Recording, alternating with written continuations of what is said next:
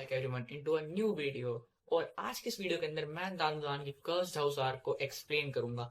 इस वीडियो के दो पार्ट्स होने वाले हैं, एक ये वाला और एक अगला, क्योंकि ये आर्क बहुत बड़ी है तो वीडियो बहुत बड़ी बन जाएगी और मेरा फोन हैंडल नहीं कर पाएगा। तो हाँ, इसके दो पार्ट्स होंगे। तो स्टार्ट करते हैं, बट उससे पहले एक छोटा सा रिकैप। तो सीजन 1 की एंडिंग में हमने देखा कि जी जी मोमो का एक पुराना दोस्त उसके घर पे आता है उससे मदद मांगने, कि उसके घर पे एक भूत है, उसको भगाने में उसकी मदद करो। तो वो सब लोग अगले दिन अगले दिन ही कुछ दिनों के बाद जीजी, मोमो और ओकारुन ये तीनों जीजी के घर पे जाते हैं ताकि वहां पे जो भूत है उसको भगाया जा सके। और तभी मोमो को कुछ पता नहीं चलता भूत के बारे में, तो वो हॉट स्प्रिंग चली जाती है जहाँ पे उसे गेटर्स घेर लेते हैं और वो उनको पीट भी देती है। और जीजी और ओकारुन घर में बैठ के फुटबॉल खेल रहे थे और उनको तभी पता चलता है कि जीजी के घर में एक स्पेशल कमरा है, तो वो उस कमरे की दीवार को तोड़ देते हैं। और तभी यहाँ पे कीटो फैमिली की एंट्री होती है, जो कि घर है इनका, जीजी के लैंडलॉर्ड्स। तो वहां पे उनकी एंट्री होती है और तभी वो लोग थोड़ी देर बाद जीजी को पीट देते हैं और वहां पे गेटर्स भी आ जाते हैं और एट द एंड आके मोमो की एंट्री होती है और फिर चैप्टर खत्म और रिकैप भी।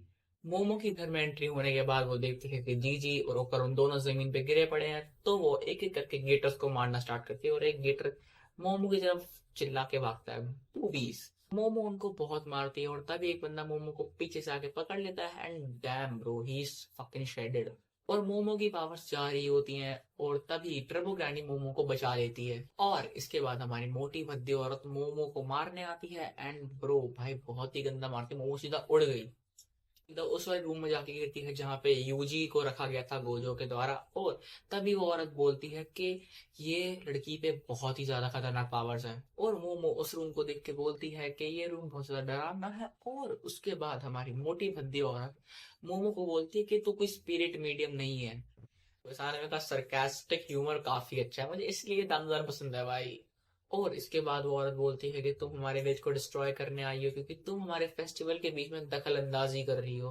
कि और कीटो फैमिली ने पिछले 200 सालों से इस विलेज को प्रोटेक्ट करा है, इसीलिए आज हॉट स्प्रिंग्स है इस विलेज के अंदर।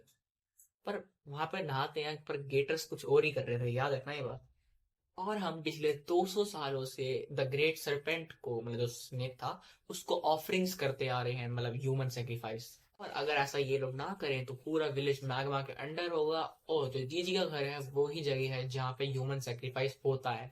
और तभी मोमो जिस जगह पे खड़ी थी वो जगह दलदल की तरह मोमो को डुबाने लग जाती है अपने अंदर और मोमो बाहर निकलने की कोशिश करती है। बट तभी गेटर्स को वापस अंदर फेंक देते हैं और मोमो टर्बो ग्रैनी को बोलती है कुछ करो, बट टर्बो ग्रैनी भाई सो गई। अलग ही चैट है टर्बो ग्रैनी।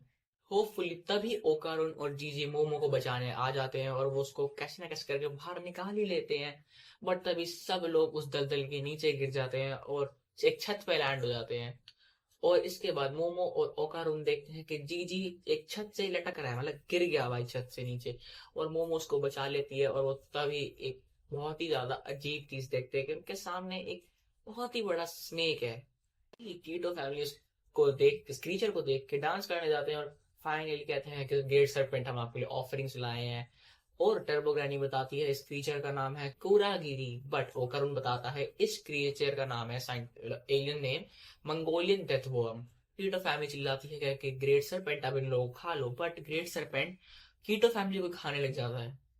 आज ही बदल लिया साला। तभी ओकारुन, जीजी और मोमो एक घर के अंदर छुप जाते हैं और तभी मोमो और जीजी और ओकारुन के सर में काफी इंटेंस पेन होता है, बट वो लोग कैसे ना कैसे करके घर के अंदर आ ही जाते हैं। और तभी जीजी सॉरी ओकारुन जीजी को घूसा मारता है और उसके बाद तभी जीजी उन दोनों को डेथ फॉर्म से बचा लेता है। भाई अलग ही मजा आ रहा है भाई। जीजी को पता चलता है कि ये जो स्नेक है, मतलब डेथ वॉर्म, वो साउंड पे रिएक्ट नहीं करता, वो वॉल्स की रिवर्बरेशन पे रिएक्ट करता है। रिवर्बरेशन मैं तुम्हें 2 मिनट में समझाता हूँ अभी। तो अब रिवर्बरेशन होता क्या है? रिवर्बरेशन होता है multiple reflection of sound. For example echo, वो भी एक रिफ्लेक्शन ही है साउंड का, बट वो एक बार होता है।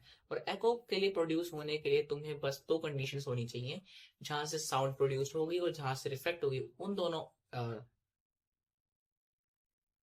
जहाँ से साउंड रिफ्लेक्ट होगी और जहाँ से साउंड प्रोड्यूस होगी उन दोनों जगह के बीच में 17.2 मीटर का डिस्टेंस होना चाहिए। और जो साउंड रिफ्लेक्ट होने के बाद जो उसको टाइम लगेगा वो 0.1 सेकेंड होना चाहिए, तो फिर एको प्रोड्यूस होता है। अगर डिस्टेंस 17.2 मीटर से कम है तो फिर रिवर्बरेशन होगी। तो जैसे कि उस वाले कमरे में जहाँ पे ओकारुन, जीजी और मोमो थे, वहां पे कुछ भी नहीं था, वो खाली ही था मैक्सिमम। तो साउंड इसलिए काफी जल्दी जल्दी रिफ्लेक्ट हो रही थी, तो इसलिए उसे हम कहेंगे रिवर्बरेशन। और जो हमारा डेथ वॉर्म स्नेक है, वो उस रिवर्बरेशन पर रिएक्ट करता है। Hashtag physics by Draconel. तो देखो, अगर तुम्हारे पेपर आ रहे हैं तो मैंने तुम्हारी मदद कर दी, साउंड चैप्टर को समझा के थोड़ा सा समझाया तो, पर बहुत मदद कर दी। तो इसीलिए इस वीडियो को लाइक करो, अभी करो, और कमेंट करो कि तुम्हें ये पसंद आया कि नहीं। ये फिजिक्स का पार्ट तो मैं और ही बनाऊंगा। और हाँ, इस वीडियो को शेयर करो फटाफट। तभी ओकारुन खुद को अटैक करता है, मतलब एक सीजर लेता है और पेट में घोंपने वाला होता है, बट जीजी उसे रोक देता है। और मोमो भी सेम ही एक शार्ड, मतलब ग्लास को लेके अपने पेट में डालने वाली होती है, बट टर्बोग्रानी उसे बचा लेती है। और तभी ओकर, सॉरी, जी जी उन दोनों के हाथ को बांध देता है।